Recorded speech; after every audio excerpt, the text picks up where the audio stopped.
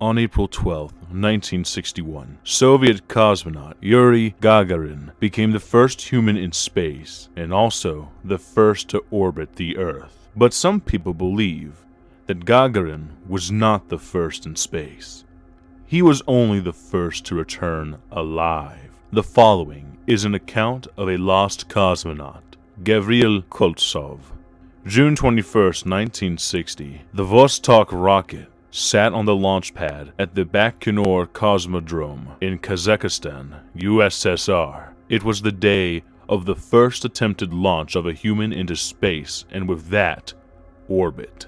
Cosmonaut Gavril Koltsov sat in his Vostok module, ready to make history. A voice came over his intercom. Major Koltsov, how are you feeling this morning? It was Mission Control. Just fine, sir. Ready to go. Koltsov radioed back. Koltsov's Vostok 3KA rocket looked ready to go. Koltsov was good to go. Everything seemed as it should have seemed. The rocket went through the final pre-flight checks and then ignition. It released from the base stabilizers.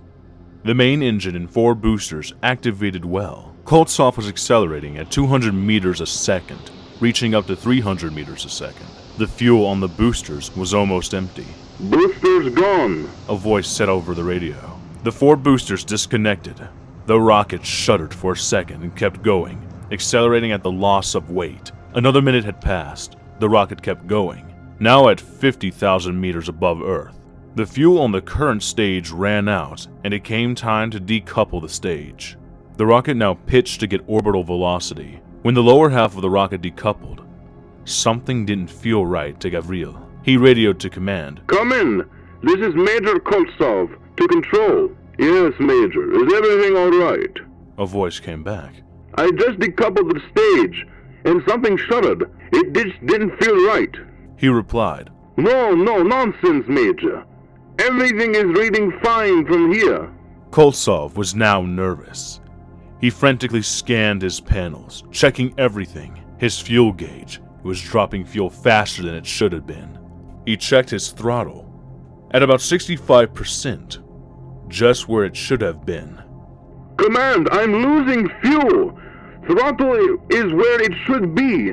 Are you seeing anything wrong? On Earth, Mission Control was reading that Koltsov had a fuel leak, most likely caused when the first stage decoupled. Instead of worrying about the cosmonaut and informing him, Control did not tell him.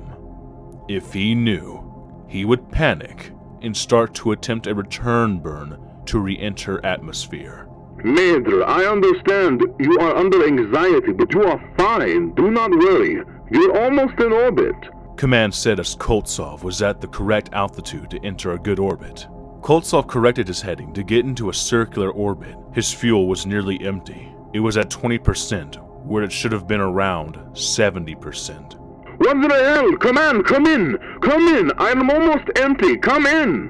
Koltsov yelled frantically into his microphone. Command, come in, goddammit! His orbit was off, and while he radioed command, he accidentally pitched the craft. He was in an escape orbit from Earth. He grabbed the control and attempted to fix his course, at least to get him into an elliptical orbit where he would have entered Earth's atmosphere to return. He started to pitch, but his craft shuddered and his engine stopped. His fuel was dry. He was hopeless. His craft was stuck in escape orbit. Koltsov never heard anything back from command. He tried once more. Command, come in. This is Major Koltsov. I am out of fuel, and I'm on escape orbit from Earth. Is there anything we can do? Koltsov said. He never heard back. He looked through his porthole into a black void. He only had enough food for his planned flight, which was supposed to be 3 hours. He pitched his craft so he could look at Earth through his porthole. It was getting smaller and smaller.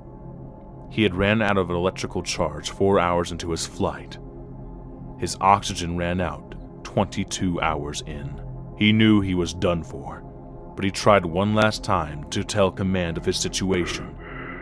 Come in. His voice slowed as he had issues breathing.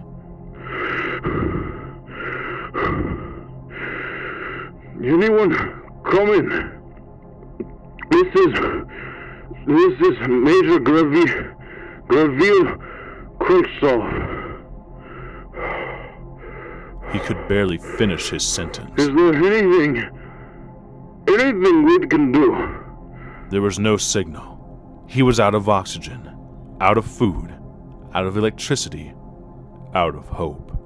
Graville looked out at his porthole at Earth. The blue planet was so beautiful, but the thought gripped Graville. He would never see it again. He would never see his home, family, friends, ever again. His family would get a telegraph saying he was killed in some training accident, but they would not know that he made history. He became the first man in space, but he knew they would never find out. He closed his eyes one final time, drifting away from Earth, forgotten.